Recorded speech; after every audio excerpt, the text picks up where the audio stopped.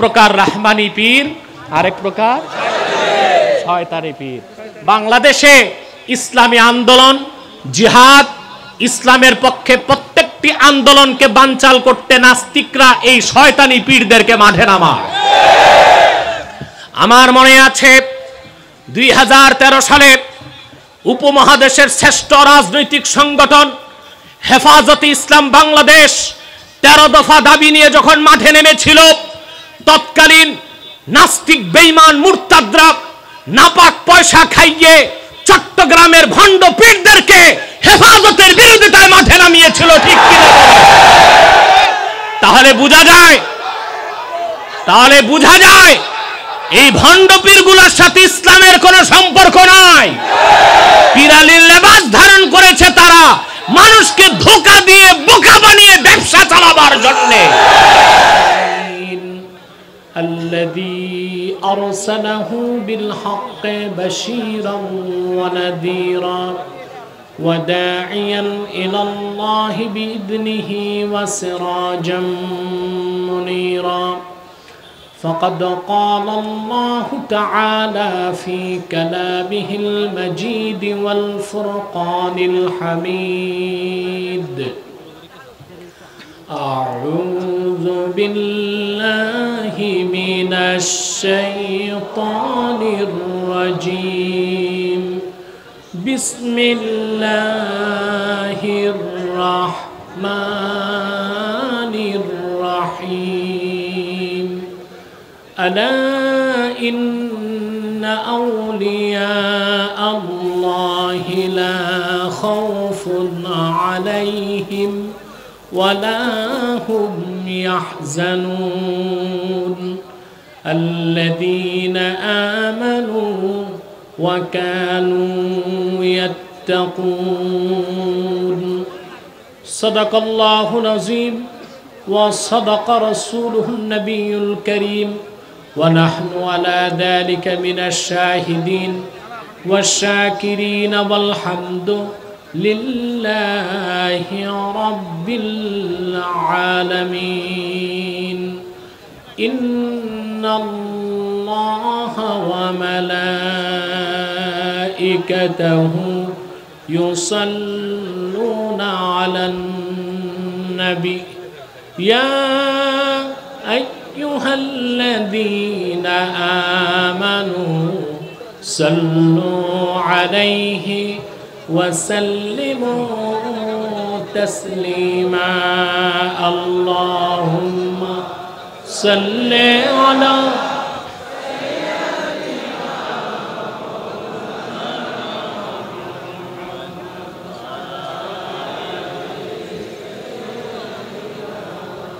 Sound আরো বাড়বে জবান খুলে পড়ুন আল্লাহুম্মা সাল্লি আলা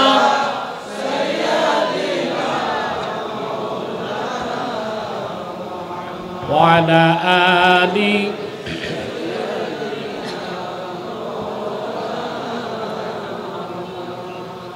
কুল্লুহুম মির রাসূলিল্লাহি মুলতামিসুন غرفا من البحر أو رشفا من الديم اللهم صل على سيدنا مولانا محمد وعلى آله ختم الله به النبوة وحكما لا نبي بعده بلغ العلا بكماله حسنت جميع خصاله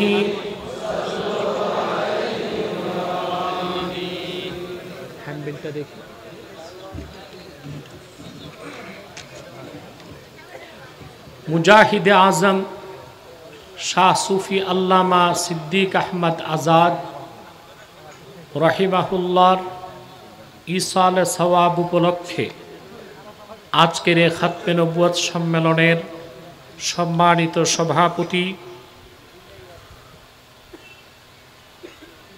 রাহবারে বাইতুশ শরফ আল্লামা শেখ মোহাম্মদ আব্দুল হাই নাদভী পীর সাহাব বাইতুশ শরফ দরবার শরীফ উপস্থিত আছেন বিশিষ্ট ইসলামী চিন্তাবিদ, ইসলামী ব্যাংক বাংলাদেশ শরিয়া বোর্ডের সম্মানিত চেয়ারম্যান ডক্টর আল্লামা গিয়াসউদ্দিন তালুকদার সাহাব বারাকাল্লাহু ফি উমরিহি। আজকে যার মহতি উদ্যোগে আজকের এই প্রোগ্রাম, উপস্থিত উলামায়ে কেরাম, তুলাবায়ে এজাম, সকলকে অন্তরের অন্তঃস্থল থেকে জ্ঞাপন করছি মুবারক। সবটুকুন শুকরিয়া আল্লাহ সুবহানাহু ওয়া তাআলার জন্যে, যিনি আজকে বাংলাদেশের চরম ক্রান্তিকালে প্রাকৃতিকভাবে বিপর্যস্ত যখন গোটা বিশ্ব, ঠিক সে সময়ে আমাদেরকে একটি মুতাবাররাক মাজলিসে বসে কোরআন ও সুন্নাহ থেকে কিছু কথা শোনার তৌফিক দয়া করে ভিক্ষা দান করেছেন।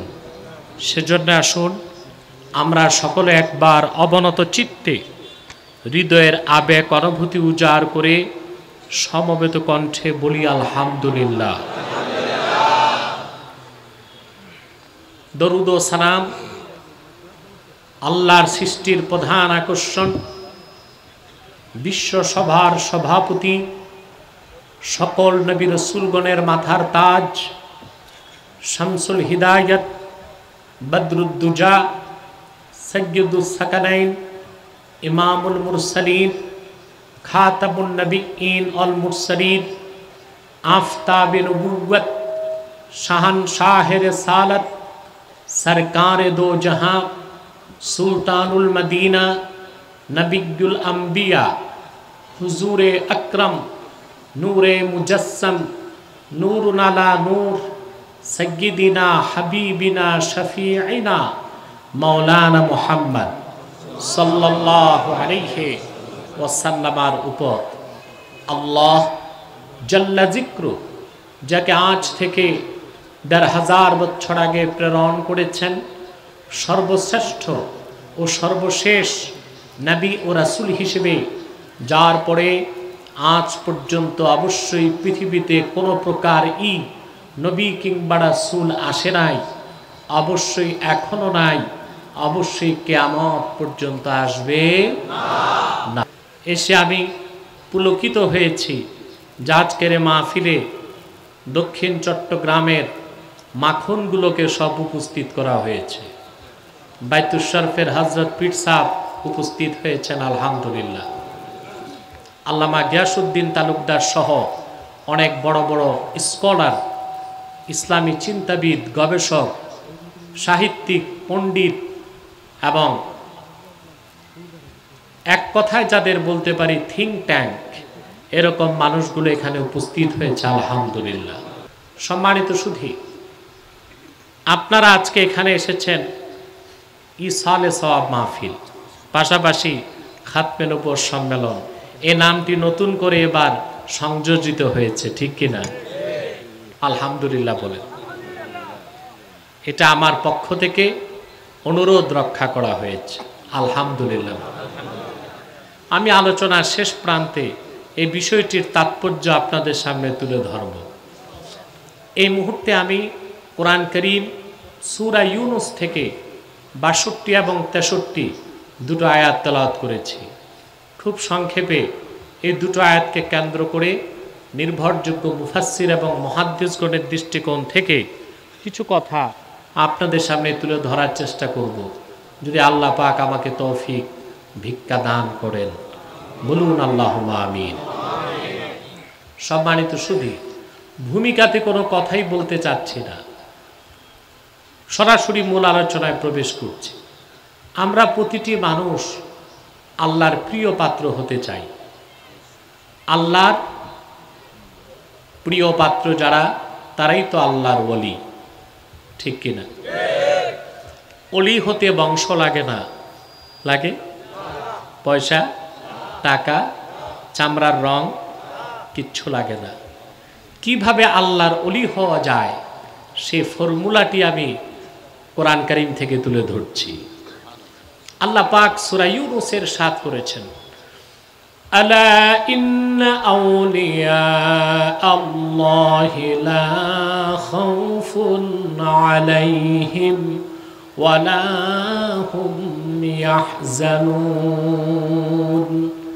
সাবধান, জেনে রেখো, নিশ্চয় যারা আল্লাহর ওলি তাদের কোনো ভয় নাই, তাদের কোনো চিন্তা নাই। সুবহানাল্লাহ। কে বলেছেন? যারা আল্লাহর ওলি তাদের কোনো ভয় নেই, তাদের কোনো চিন্তা নেই। ওলি কাকে বলে? আল্লাহ বলেছেন যারা আউলিয়া উল্লাহ, আল্লাহর ওলি, তাদের কোনো ভয় নাই, তাদের কোনো চিন্তাও নাই, ইহকালেও নেই, পরকালেও নেই। এই কথার গ্যারান্টি কে দিয়েছেন? আমাদের বর্তমানে ভয় এবং চিন্তা আছে কিনা? একটু জোরে বলতে হবে। সব জায়গাতেই তো ভয় আর চিন্তাতে আমরা কুড়ি কুড়ি মরে যাচ্ছি। আমাদের নাই জীবনের নিরাপত্তা, সম্পদের নিরাপত্তা, সম্মান সম্ভ্রমের নিরাপত্তা।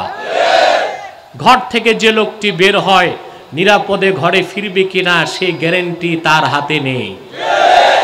সত্য? আমরা ভয় এবং চিন্তায় আড়ষ্ট হয়ে আছি, ঠিক কিনা বলেন? এই ভয় নাই, চিন্তা নাই, একমাত্র আল্লাহ গ্যারান্টি দিয়েছেন তাদের যারা আল্লাহর ওলি, আউলিয়া। সুবহানাল্লাহ বলে। ওলি শব্দের বহুবচন আউলিয়া। আল্লাহ তাআলা কোরআন কারীমে কয়েকটি বিষয়কে ওলি বলেছে। কথা বুঝতে পেরেছেন? যেমন আল্লাহ তাআলা সূরা মায়েদাতে বলেন, ইন্নামা ওয়ালিয়ুকুমুল্লাহু ওয়া রাসূলুহু ওয়াল্লাযীনা আমানুল্লাযীনা ইউকিমুনাস সালাতা ওয়া ইউতুনাজ যাকাতা ওয়া হুম রাকিউন। নিশ্চয়ই তোমাদের ওলি হচ্ছেন আল্লাহ, তোমাদের ওলি হচ্ছেন মুহাম্মদ সাল্লাল্লাহু আলাইহি সাল্লাম এবং মুহাম্মদ সাল্লাল্লাহু আলাইহি ওয়াসাল্লামের সাহাবীগণের মধ্যে যারা ৫ ওয়াক্ত নামাজ আদায় করে আর নামাজে থাকা অবস্থায় যাকাত আদায় করে। সুবহানাল্লাহ। কথাটা বুঝে গেছেন? এত সহজে আল্লাহ বলেছেন তোমাদের ওয়ালি আল্লাহ, তোমাদের ওয়ালি মুহাম্মদ সাল্লাল্লাহু আলাইহি সাল্লাম, তোমাদের ওয়ালি ওই সকল সাহাবী যারা নামাজ আদায় করে এবং নামাজে থেকে যাকাত দেয়। এটা কি বুঝতে পেরেছেন? একটু বিষয় আছে তো। নামাজ শেষ যাকাত দিলাম এটা তো বুঝি, আল্লাহ এটা বলেন নাই। ওয়াহুম রাকিউন, নামাজে থেকে যাকাত দেয়, এটা কি জটিল বিষয় না? আওয়াজে করে বলেন। নামাজ শেষ করে যাকাত দেওয়া সহজ, কিন্তু নামাজে থেকে যাকাত দেওয়া বিষয়টা একটু ভিন্ন না? পৃথিবীর প্রসিদ্ধ অনেকগুলো তাফসীরে, তাফসীর বাহরুল মুহিত, তাফসীরুল কবির, তাফসীর ইবনে আবি সাউদ এবং আল হাওয়াইলিল ফাতাওয়া, চারটি কিতাবে এসেছে হযরত আলী রাদিয়াল্লাহু তাআলা আনহু একদিন মসজিদ নববীতে নামাজ পড়তেছিলেন। নামাজটি ছিল নফল নামাজ। কি নামাজ? এমন সময় এক অভাবগ্রস্ত ভিক্ষুক এসে হযরত আলীর কাছে ভিক্ষা চাইলেন। তিনি নামাজে, ভিক্ষুকদের কিন্তু সময় নাই, কখন চাইতে হবে এটা চিন্তা করে না। তিনি হযরত আলীকে নামাজের মধ্যে বললেন, আতিনি লিল্লাহি শাইআ, আল্লাহর জন্য কিছু আমাকে দান করো। তাফসীরের কিতাবগুলো সাক্ষী, ফানাজা আলিয়ুন খাতিমাহু ফাআতাহু, হযরত আলী নামাজ ছাড়লেন না, নামাজের রুকুতে থেকেই তিনি আংটি খুলে ভিক্ষুককে দান করে দিলেন। আল্লাহ পাক হযরত আলীর এই কাজে এত খুশি হয়ে গেলেন, সঙ্গে সঙ্গে আলীর শানে আয়াত নাজিল করে দিলেন, ইন্নামা ওয়ালিয়ুকুমুল্লাহু ওয়া রাসূলুহু ওয়াল্লাযীনা আমানুল্লাযীনা ইউকিমুনাস সালাতা ওয়া ইউতুনাজ যাকাতা ওয়া হুম রাকিউন। নিশ্চয় তোমাদের ওয়ালি আল্লাহ, তোমাদের ওয়ালি মুহাম্মদ সাল্লাল্লাহু আলাইহি সাল্লাম এবং মুহাম্মদ সাল্লাল্লাহু আলাইহি সাল্লামের সাহাবীগণের মধ্যে আলীর মতো মানুষও তোমাদের ওয়ালি, যারা নামাজে থেকে আল্লাহর খুশির জন্য যাকাত দেয়। এবার বুঝে আসছে? কথা বলে না।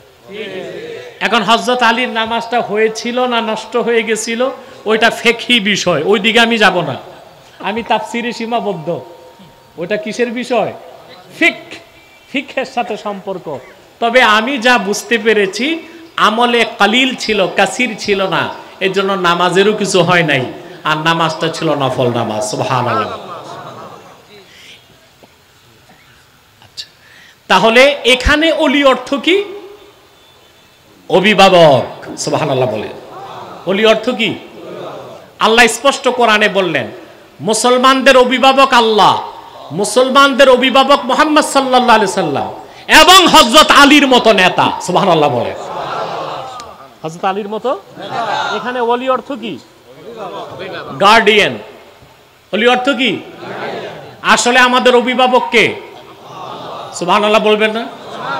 আল্লাহ এবং আল্লাহর রাসূল আমাদের অভিভাবক আছেন বলেই সারা দুনিয়ার কাফের মুশরিকদের পক্ষে মুসলমানের কেশাগ্র স্পর্শ করা সম্ভব হচ্ছে না, হবে না ইনশাআল্লাহ।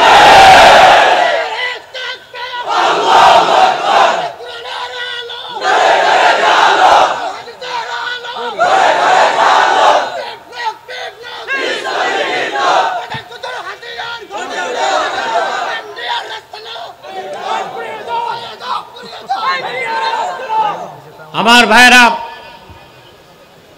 কলিজায় যে রক্তর ক্ষরণ কেন তা তো বুঝতে পেরেছি। যে কুলাঙ্গার লোকটির হাতে কাশ্মীরি মুসলমানদের রক্তের দাগ লেগে আছে, গুজরাটের মুসলমানের রক্তের দাগ লেগে আছে, সেই খুনিকে বাংলাদেশের মুসলমান বাংলাদেশে বরদাস্ত করবে না। এই জনসমুদ্র থেকে জানাই দিচ্ছি বাংলাদেশের অভিভাবকদেরকে, কোন খুনি সন্ত্রাসী রাষ্ট্রপ্রধানকে এনে বাংলাদেশকে অপবিত্র করতে দেওয়া হবে না। প্রয়োজনে বাংলাদেশের মানুষ ঘর বাড়ি ছেড়ে রাজপথে নামতে বাধ্য হবে।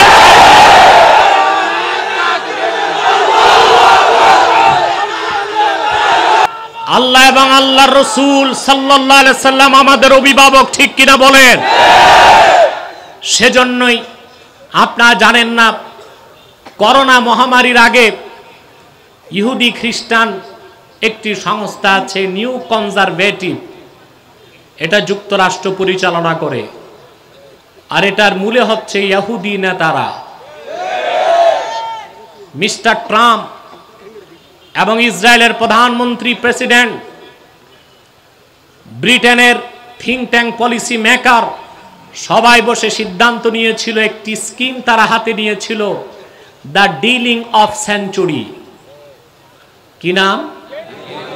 দ্য ডিলিং অফ সেঞ্চুরি, শতাব্দীর সমাধান। সে সমাধান ছিল ফিলিস্তিনকে ইসরায়েলের রাজধানী বানানো হবে, বাইতুল মুকাদ্দাসকে ভেঙ্গে থার্ড টেম্পল করা হবে, সিরিয়া সহ ইরাকের বিরাট অংশ নিয়ে গ্রেটার ইসরায়েল গঠন করা হবে। আল্লাহ পাক ডিলিং অফ সেঞ্চুরির ডিফেন্সে পাঠালেন কিলিং অফ সেঞ্চুরি। ওই কিলিং অফ সেঞ্চুরির নাম কি বলেন তো?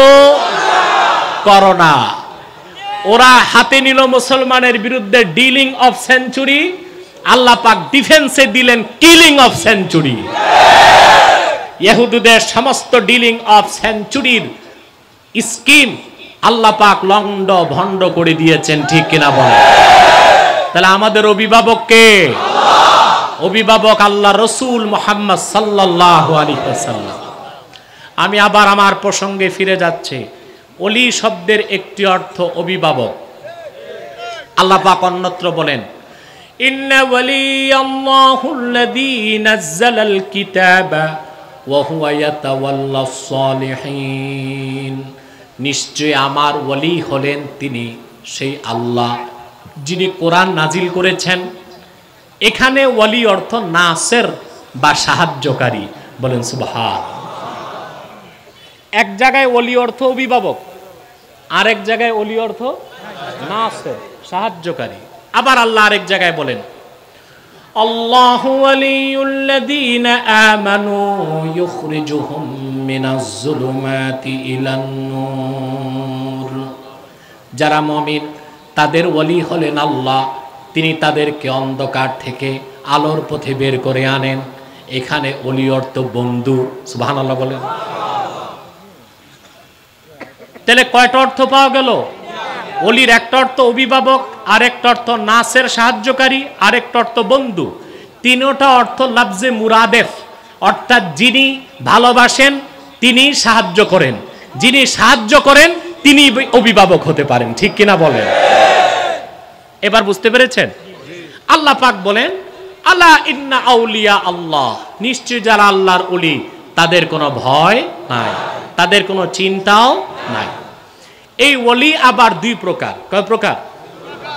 এক প্রকার হলো আউলিয়া উর রহমান, আরেক প্রকার হলো আউলিয়া উস শয়তান। এক প্রকার আল্লাহর ওলি, আরেক প্রকার শয়তানের ওলি। এটা আল্লাহ ভাগ করে দিয়েছেন। আল্লাহু ওয়ালিয়ুল্লাযীনা আমানু ইউখরিজুহুম মিনাজ যুলুমাতি ইলান নূর, যারা মুমিন তাদের ওলি হলেন আল্লাহ, আল্লাহ তাদেরকে অন্ধকার থেকে আলোর পথে নিয়ে আসেন। এর আল্লাহর ওলি। কার ওলি?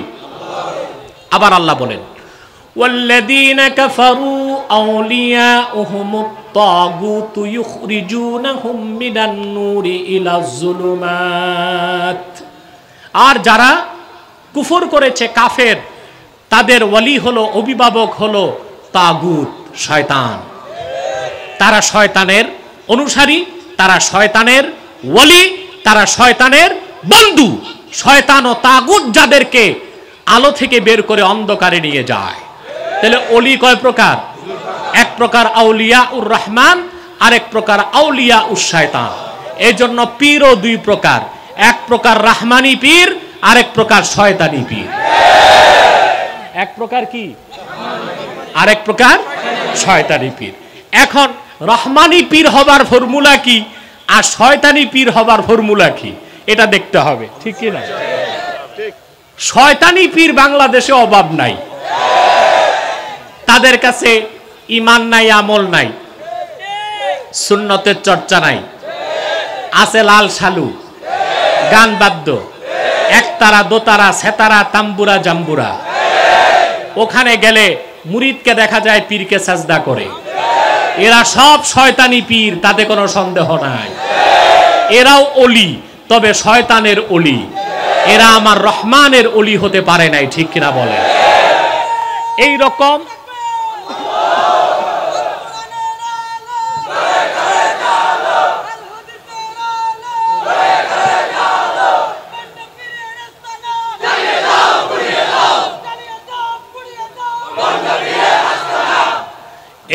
ভণ্ড পীর, যাদের কাছে গান বাদ্য, যাদের কাছে নারী পুরুষের একসাথে মেলামেশা।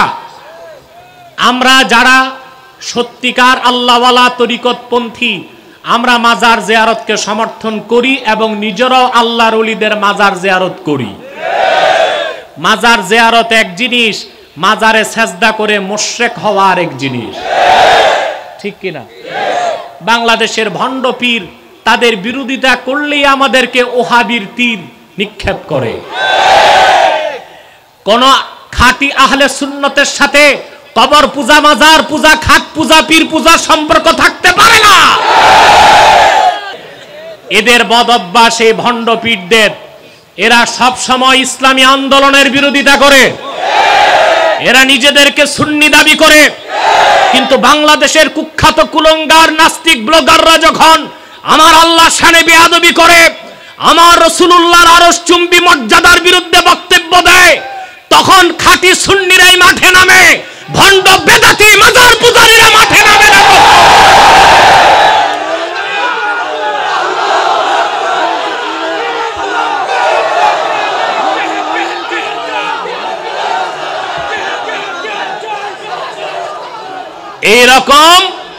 এইরকম মাজার পূজারীকে আমি সুন্নি বলি না, সে তো ভালো ওহাবিও হইতে পারে না।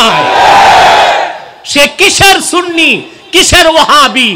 না সুন্নি, না ওহাবি, না ইহাবি, না উহাবি, কুছ ভি नहीं। ঠিক কিনা বলে? আপনাদের পীর ও মুর্শিদ আল্লামা সিদ্দিক আজাদ রহমতুল্লাহ সারাটা জিন্দেগি মাজার পূজার ভণ্ডপীরদের বিরোধিতা করে দক্ষিণ চট্টগ্রামে জিহাদ করে গিয়েছেন। ঠিক কিনা বলে?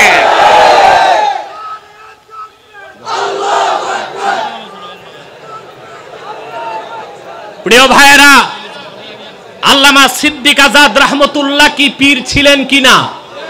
ছিলেন। গারাঙ্গিয়ার খলিফা ছিলেন, পীর থেকে পীরালি পেয়েছেন।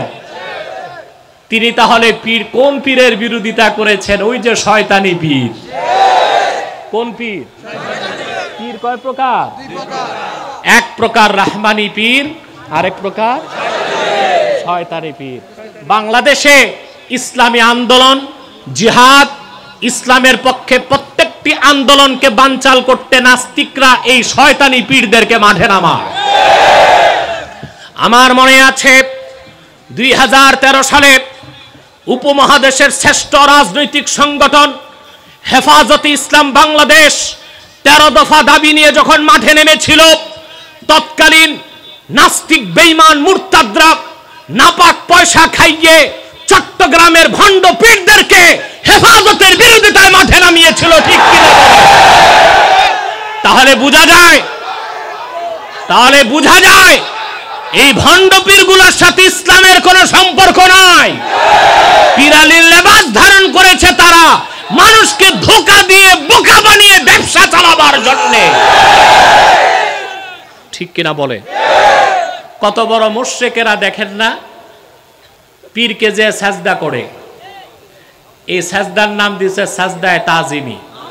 আমার দেশের বেকুব মুসলমানগুলো বুঝে না, আল্লাহ ছাড়া যদি কাউকে সাজদা করা বৈধ হতো, সাহাবায়ে কেরাম কাকে সাজদা করতেন?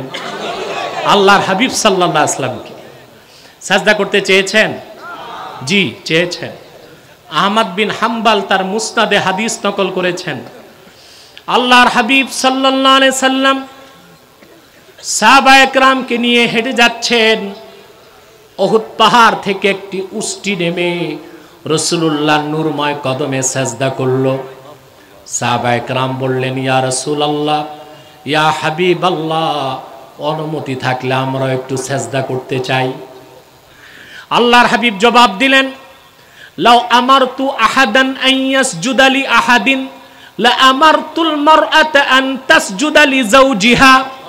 যদি আমার শরীয়তে কোন মানুষকে সাজদা করার বৈধতা আমি দিতাম, তাহলে আমি আমার উম্মতের নারীদের উপর ফরজ করে দিতাম যেন স্বামীর পায়ে সাজদা করে।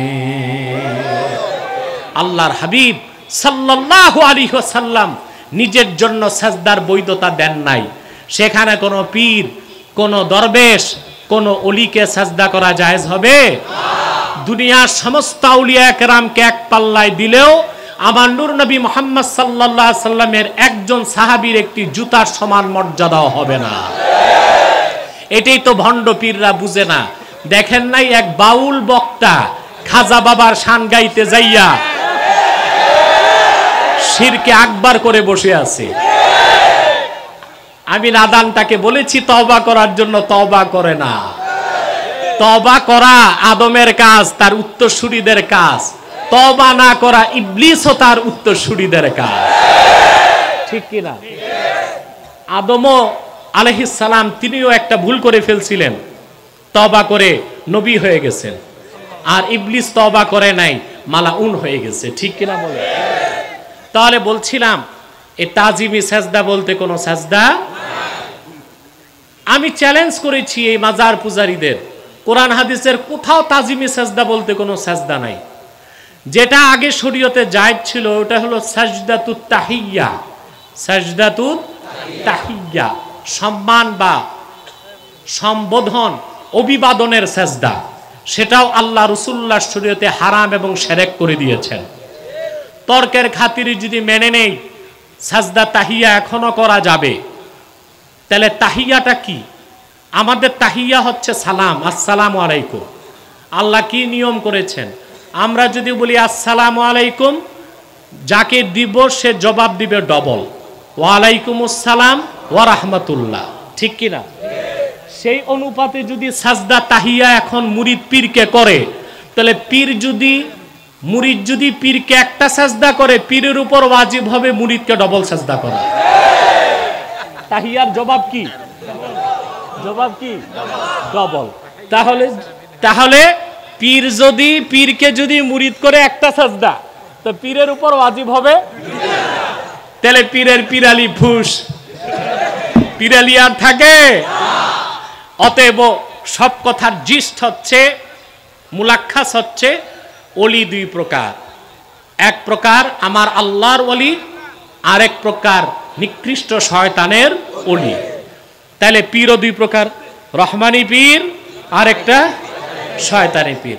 আমাদের সমস্ত সমর্থন রহমানি পীরের সাথে, আর সকল ঘৃণা শয়তানি পীরের সাথে। মনে থাকবে? এখন কোনটা হবেন, রহমানি পীর না শয়তানি পীর?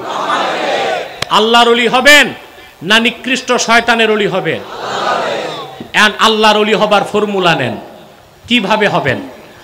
আল্লাযীনা আমানু ওয়া কানু ইয়াত্তাকুন, যারা ঈমানের দৌলত সিনায় ধারণ করেছে এবং আল্লাহকে ভয় করে পরহেজগার হয়ে গেছে, তারাই আল্লাহর ওলি হয়ে গেছে। ওলি হতে কয়টা জিনিস লাগবে? আল্লাহ বলেছেন কয়টা জিনিস? ইবনু কাসির রাহমাতুল্লাহ তাফসীর ইবনে কাসিরে এই আয়াতের ব্যাখ্যায় লিখেন, মান কানা মুমিনান তাকিয়্যা কানা লিল্লাহি ওয়ালিয়্যা। সুবহানাল্লাহ। ইবনু কাসির রাহমাতুল্লাহ এই আয়াতের তাফসীরেই লেখেন, মান কানা মুমিনান তাকিয়্যা কানা লিল্লাহি ওয়ালিয়্যা। রাসূলুল্লাহর প্রত্যেক সেই উম্মত যার ঈমান আছে আর তাকওয়া ধারণ করে মুত্তাকি হয়ে গেছে, সেই প্রত্যেক লোক আল্লাহর ওলি হয়ে গেছে। সুবহানাল্লাহ বলবেন না? এখন আমরা কি আল্লাহর ওলি হব? আল্লাহর ওলি হতে চান? কয়টি জিনিস লাগবে বলেন তো? কি? ঈমান প্রথম, কি দ্বিতীয়টা? কি তাকওয়া। দ্বিতীয়টা কি? এখন দুইটার একটা তো আমাদের আছে। কোনটা আছে? সুবহানাল্লাহ বলবেন না? ঈমান আছে না নাই? ঈমানের সংজ্ঞা কি? আমি যদি এখন থেকে বলতে থাকি ঈমানের সংজ্ঞা, ফজর হয়ে যাবে, শেষ করা যাবে না। তবে আমার কাছে ইমাম আজম আবু হানিফা রাহমাতুল্লাহর একটা সংজ্ঞা আছে। এই সংজ্ঞা থাকলে ঈমানের আর দ্বিতীয় সংজ্ঞা লাগবে না। ইমাম আজম আবু হানিফা রাহমাতুল্লাহ বলেন, আল ঈমানু হুয়া মুজাররাদু তাসদীকিন নবিয়্যি মুহাম্মদ সাল্লাল্লাহু আলাইহি ওয়াসাল্লাম বিমা জাআ বিহি মুহাম্মাদুন সাল্লাল্লাহু আলাইহি ওয়াসাল্লাম উলিমা যারুরাতান। শুধু আল্লাহর রাসূল মুহাম্মদ সাল্লাল্লাহু আলাইহি সাল্লামের রিসালাতকে বিশ্বাস করার নামই ঈমান। তার মানে আল্লাহর আখিরি নবী নবীজি মুহাম্মদ সাল্লাল্লাহু আলাইহি ওয়াসাল্লাম আল্লাহর পক্ষ থেকে ১৫০০ বছর আগে যা কিছু এনেছেন, যা কিছু বলেছেন, যা কিছু করেছেন, তার সবটুকুন বিনা প্রশ্নে চোখ বন্ধ করে বিশ্বাস করার নাম হলো ঈমান। কথা বুঝেন নাই? সুবহানাল্লাহর আওয়াজ থেকে মনে হয় কিছুই বুঝেন নাই। আবার বলছি, আল্লাহর আখিরি নবী মুহাম্মদ সাল্লাল্লাহু আলাইহি ওয়াসাল্লাম আল্লাহর পক্ষ থেকে ১৫০০ বছর আগে যা কিছু এনেছেন, যা কিছু বলেছেন, যা কিছু করেছেন, তার সবটুকুন বিনা প্রশ্নে চোখ বন্ধ করে বিশ্বাস করার নাম হলো ঈমান। আর সংজ্ঞা লাগবে? কথা বলে না। আর সংজ্ঞা লাগবে? আমি আমার ছাত্রদের সহিহ বুখারী কিতাবুল ঈমান পড়াই, প্রথম খণ্ড পড়াই, আলহামদুলিল্লাহ। ঈমানের সব সংজ্ঞা এক করে দেখলাম, ইমাম আজম আবু হানিফার এই সংজ্ঞার চেয়ে শ্রেষ্ঠ কোনো সংজ্ঞা নাই। আবু হানিফা তো এমনি এমনি ইমাম আজম হয় নাই। তিনি কি মসজিদে নামাজ পড়া ইমাম আজম হয়েছেন? সারা আরব বিশ্ব নাকি ইমাম আজম মানতেছে। শুধু আবু হানিফা রাহমাতুল্লাহ সমালোচনা করে কিছু চামচিকা সদৃশ মৌলবী, ঠিক কিনা বলেন? একেবারে আমাকে আরবের এক বড় আলেম বলেছেন, মান সাব্বা আবা হানিফাতা ফাহুয়া মিসকিন। যে ইমাম আবু হানিফার সমালোচনা করে সে একটা বেকুফ, একটা মিসকিন, একটা কাঙ্গাল, ঠিক কিনা? আরে আবু হানিফা রাহমাতুল্লাহকে তো অবাক হবেন আপনারা, গোটা আরব চলে হাম্বলি মাযহাব অনুযায়ী। কি মাযহাব? জোরে বলেন। আমাদের অনেকের ধারণা সৌদি আরবে মাযহাব নাই। না, দাম্মামে যে যারা রোড পরিষ্কার করে ওরা কি বুঝবে আরবে মাযহাব আছে না নাই? আরবের আলেমদের সাথে বসলে বোঝা যায় যে আরব, গোটা আরবের রাষ্ট্র ব্যবস্থাই আহমদ বিন হাম্বলের মাযহাব অনুযায়ী চলে। বলেন সুবহানাল্লাহ। কিন্তু অবাক হবেন, জটিল মাসালার ক্ষেত্রে আরব সরকার আবু হানিফার ফতোয়াগুলো নিয়েছেন। আমি একটা উদাহরণ দিচ্ছি, যেমন আহমদ বিন হাম্বলের ফাতাওয়া, ইন্না তারিকা সলাতি ইউকাফফার ওয়া ইউকতালু মুরতাদ্দা। আহমদ বিন হাম্বলের ফাতাওয়া, যে ব্যক্তি নামাজ পড়ে না তাকে কাফের ফতোয়া দিয়ে মুরতাদ হিসেবে হত্যা করা হবে।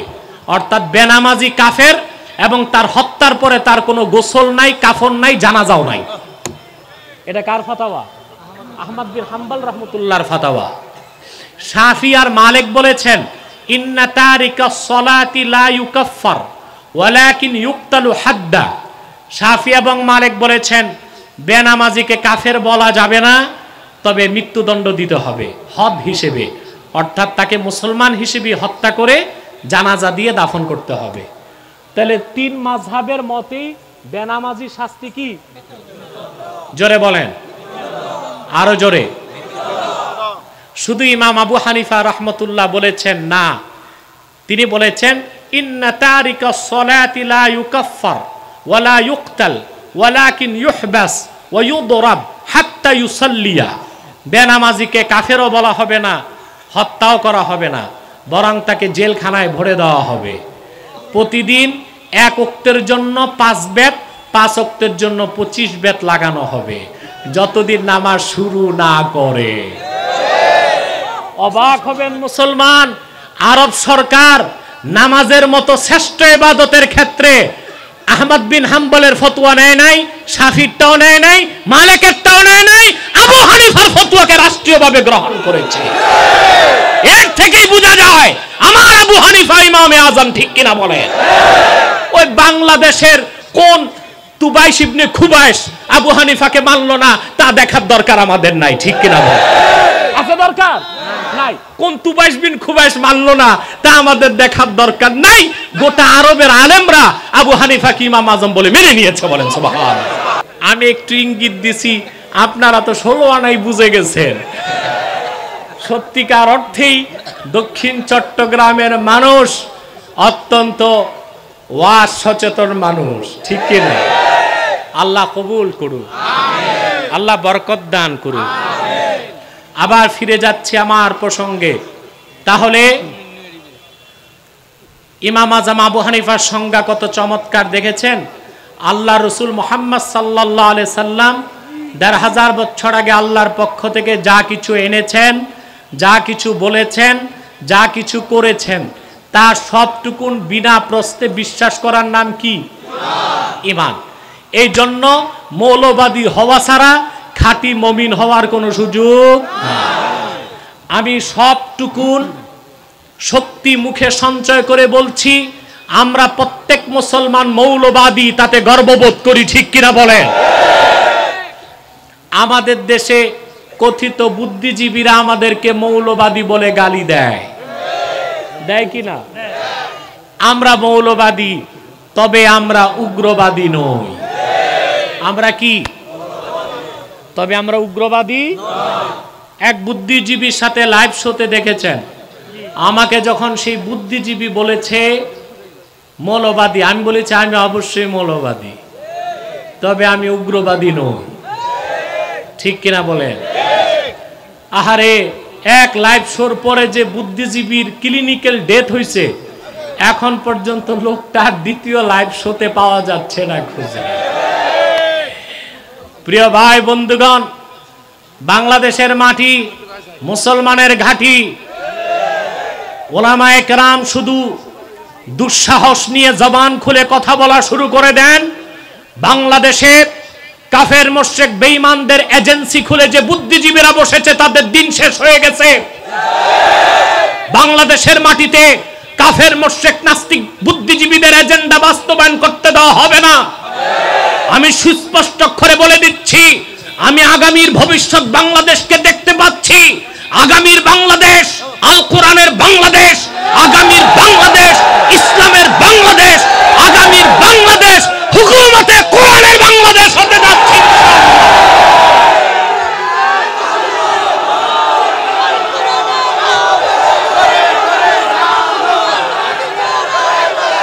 আর প্রিয় ভাই বন্ধুগণ, তাহলে আমরা ইমানদার কিনা বলেন? আমরা ইমান আনার ক্ষেত্রে কোনো ছাড়কে কবুল করব না।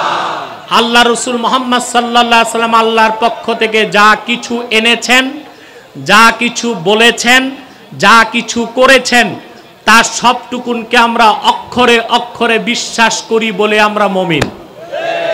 ঠিক কিনা? এটার নাম ইমান। এটার নাম কি? এখন আল্লাহর ওলি হওয়ার জন্য একটা তো পেয়ে গেছি, আর একটা বাকি। ওইটার নাম কি? তাকওয়া। সুবহানাল্লাহ।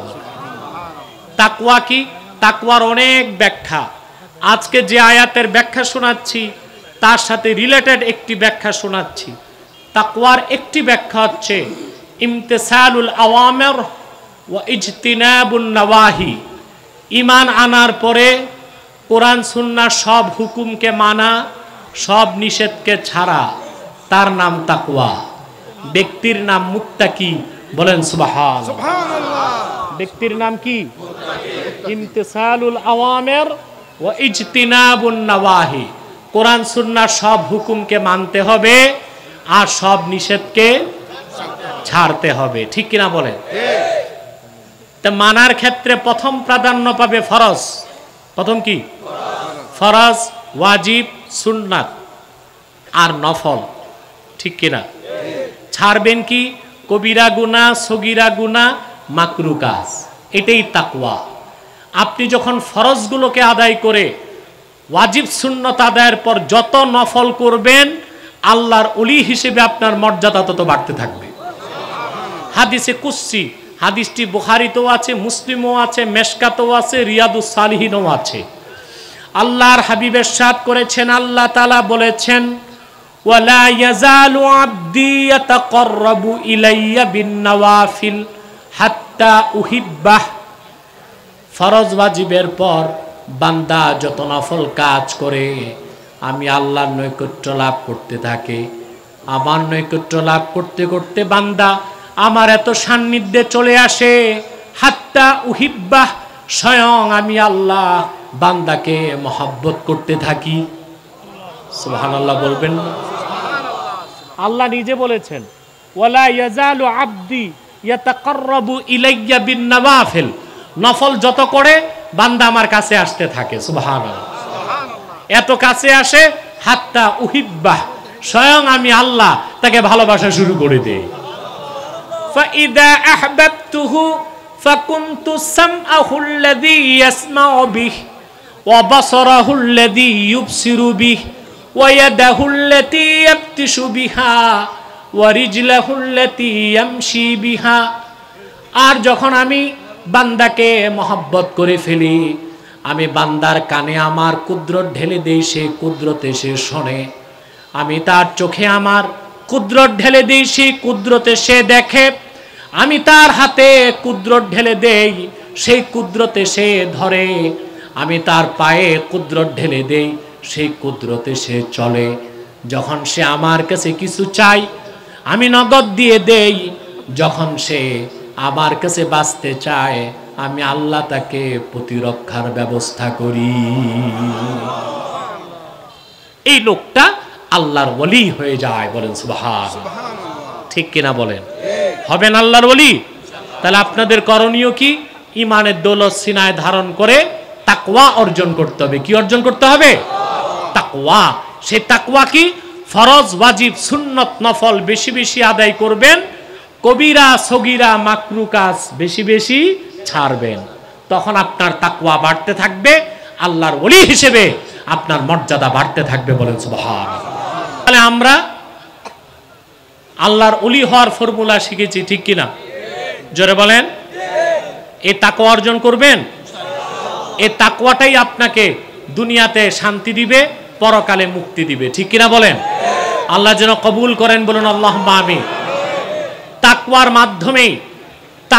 মাধ্যমেই আপনি যে শক্তি অর্জন করতে পারবেন ওটা সিনার শক্তি, ঠিক কিনা?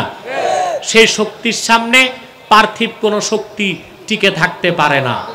আল্লাহ তাআলা মানুষকে শক্তি দেন 3 জায়গায়, দেহে, মাথায়, সিনায়। সুবহানাল্লাহ বলেন।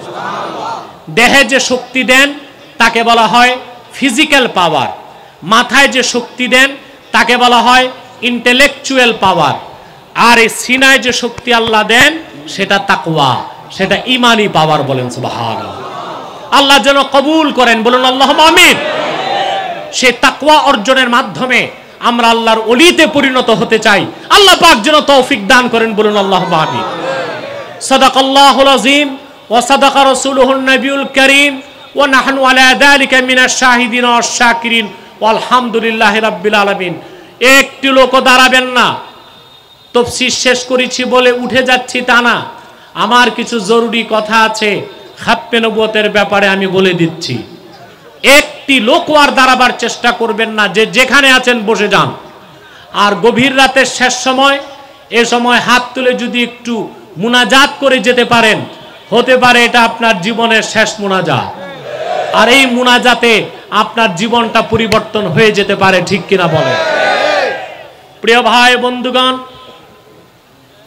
আপনারা এখানে বিভিন্ন দলের লোক আছেন, ঠিক কিনা? কোন দলাদলি আছে? মারামারি, ঝগড়া ফাসাদ কেন নাই?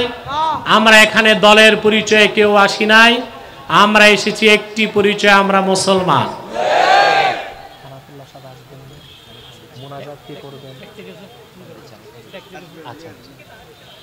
কথা বুঝতেছেন? আমরা মুসলিম পরিচয়ে এসেছি, ঠিক কিনা? কি পরিচয়? বাংলাদেশে বিভিন্ন ধর্মের লোক আছে, আছে না? আছে।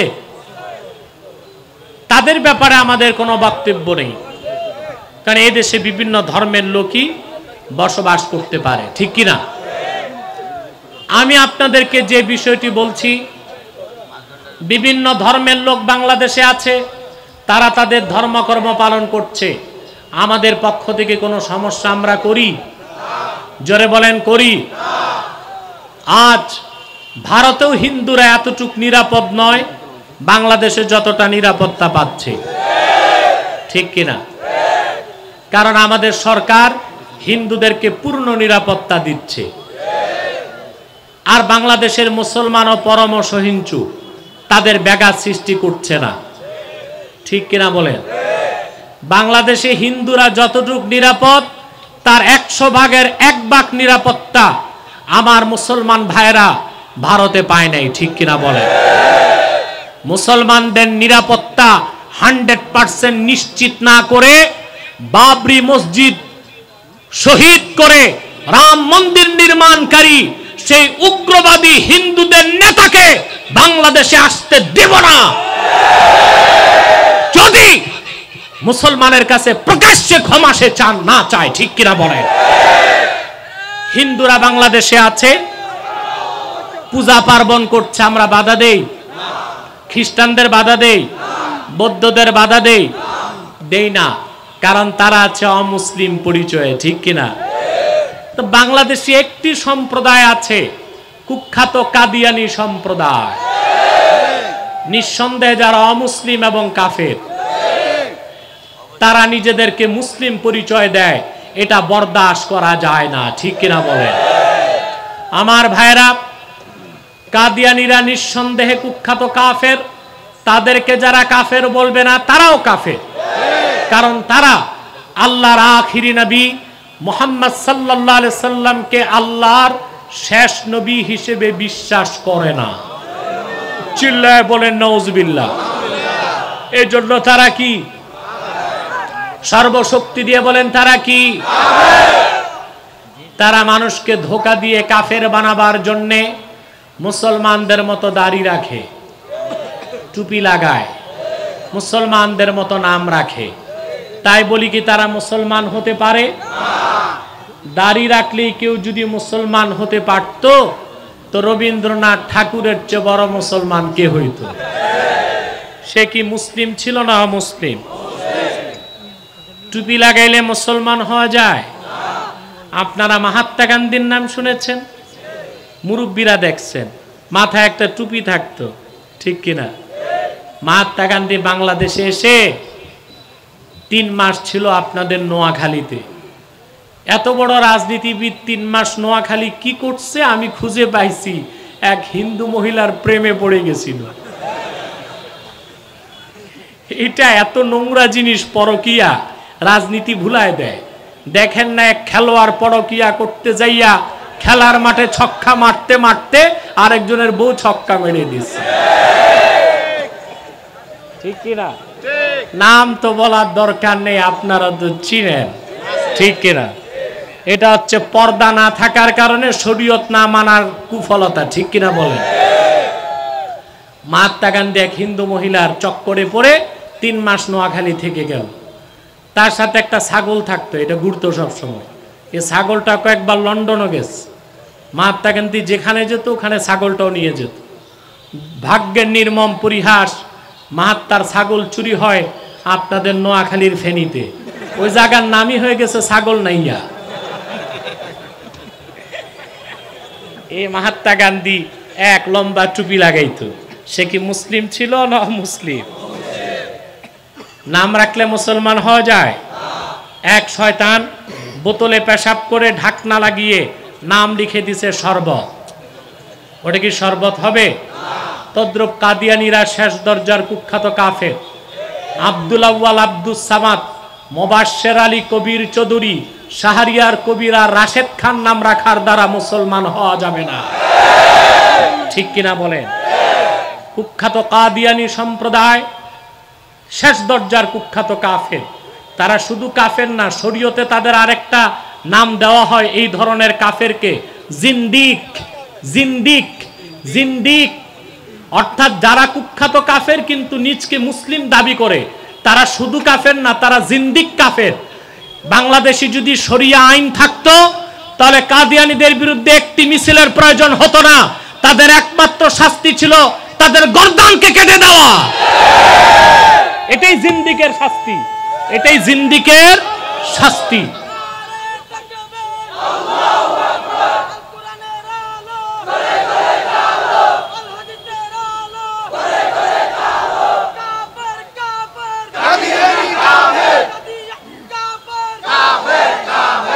প্রিয় ভাই বন্ধুগণ, আমার আল্লাহ নূর নবী আমার মুহাম্মদ সাল্লাল্লাহু আলাইহি ওয়াসাল্লামের ইসলাম ও কোরআনের হাজার হাজার হাজার বছর পরে বর্তমান ভারতের কুখ্যাত পাঞ্জাবের কুখ্যাত গুরুদাসপুরের কুখ্যাত কাদিয়ানে ইংরেজ আমলে এক শয়তান নিজকে নবী দাবি করছে। চিল্লায় বলেন নাউজুবিল্লাহ। শয়তানটার নাম রেখেছিল তার বাপ মির্জা গোলাম আহমদ কাদিয়ানী। সাবধান সাবধান, কাদিয়ানের কাজ্জাব, মিথ্যা নবুয়তের দাবিদার মির্জা গোলাম শয়তান কাদিয়ানীকে গোলাম আহমদ বলা যাবে না, কারণ গোলাম আহমদ অর্থ আহমদ এর গোলাম। কোন কাফের কোনদিনও গোলাম আহমদ আহমদ এর গোলাম হতে পারে না। আর কাদিয়ানের কাজ্জাব ছিল শেষ দরজার কুখ্যাত কাফের, সে গোলাম আহমদ আহমদ এর গোলাম ছিল না, সে ছিল কুখ্যাত শয়তানের কুখ্যাত গোলাম। কাদিয়ানের কাজ্জাব মিথ্যা নবুয়তের দাবিদার মির্জা গোলাম শয়তান কাদিয়ানির উপর গজব এসেছে 1908 সালে। যখন গজব এসেছে, কাদিয়ানের কাজ্জাব মিথ্যা নবুয়তের দাবিদার মির্জা গোলাম শয়তান কাদিয়ানি 1908 সালে ধ্বংস হয়ে কুখ্যাত জাহান্নামের কুখ্যাত কুকুরে পরিণত হয়েছে, তার অনুসারীরাও ধ্বংস হয়েছে। বর্তমানে কিছু কাদিয়ানি বাংলাদেশে আছে যারা সরকারি দলও ঘাপটি মেরে বসে আছে, বিরোধী দলও ঘাপটি মেরে বসে আছে। ইসলাম ও মুসলমানের সবচেয়ে বড় এই শত্রু কাদিয়ানি সম্প্রদায়কে বাংলাদেশে রাষ্ট্রীয়ভাবে অমুসলিম ঘোষণার দাবি আদায় করার জন্যই বাংলাদেশে খাতমে নবুওয়াতের আন্দোলন শুরু হয়েছে, ঠিক কিনা বলে? সেই আন্দোলনে আপনাদের শামিল থাকার দরকার আছে কিনা বলে? কাদিয়ানিরা বাংলাদেশে নাম পরিবর্তন করে করে মিথ্যা পরিচয় দেয়। কখনো নিজেদের পরিচয় দেয় আহমদী জামাত, কখনো বলে আহমদিয়া জামাত, কখনো বলে আহমদী সম্প্রদায়, কখনো বলে আহমদিয়া সম্প্রদায়, কখনো বলে আহমদী মুসলিম জামাত, কখনো বলে আহমদিয়া মুসলিম জামাত। সাবধান, যত কাদিয়ানি ছিল আছে থাকবে, তারা কেউ আহমদী জামাত নয়, আহমদিয়া জামাত নয়, আহমদী সম্প্রদায় নয়, আহমদিয়া সম্প্রদায় নয়, আহমদী মুসলিম জামাত নয়, আহমদিয়া মুসলিম জামাত নয়। তারা শয়তানি জামাত, কুখ্যাত জাহান্নামের কুখ্যাত কুকুরের দল। আমি বর্তমান সরকারকে সুস্পষ্টভাবে দাবি করছি, আপনাদের সংবিধান অনুযায়ী যদি রাষ্ট্রদ্রোহীর বাংলাদেশে মৃত্যুদণ্ডের আইন থাকতে পারে, তাহলে কোরআন সুন্নাহর সংবিধান অনুযায়ী খাতমে নবুওয়াত অস্বীকারী কাদিয়ানীদেরকে রাষ্ট্রীয়ভাবে অমুসলিম ঘোষণার আইন কেন সংসদে নাই?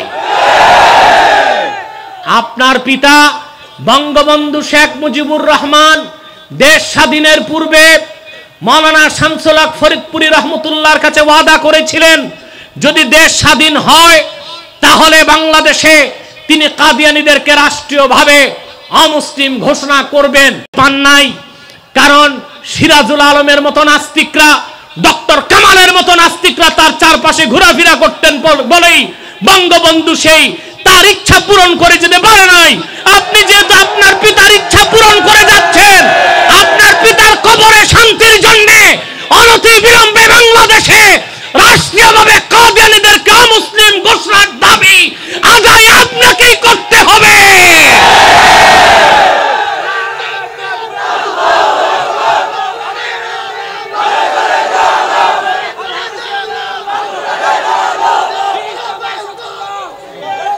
মনে রাখবেন, আপনি পাকিস্তানে কাদিয়ানীদেরকে রাষ্ট্রীয়ভাবে অমুসলিম ঘোষণার দাবি আদায়ে 10,000 মুসলমান রক্ত দিয়েছে। বাংলাদেশে প্রয়োজনে 10 লক্ষ মুসলমান রক্ত ঢেলে দিবে ইনশাআল্লাহ। রাজি আছেন আপনারা? যদি কাদিয়ানীদেরকে রাষ্ট্রীয়ভাবে অমুসলিম ঘোষণার দাবি আদায়ের ডাক আসে, জানমাল নিয়ে কারা কারা প্রস্তুত আছেন হাত তুলে দেখা।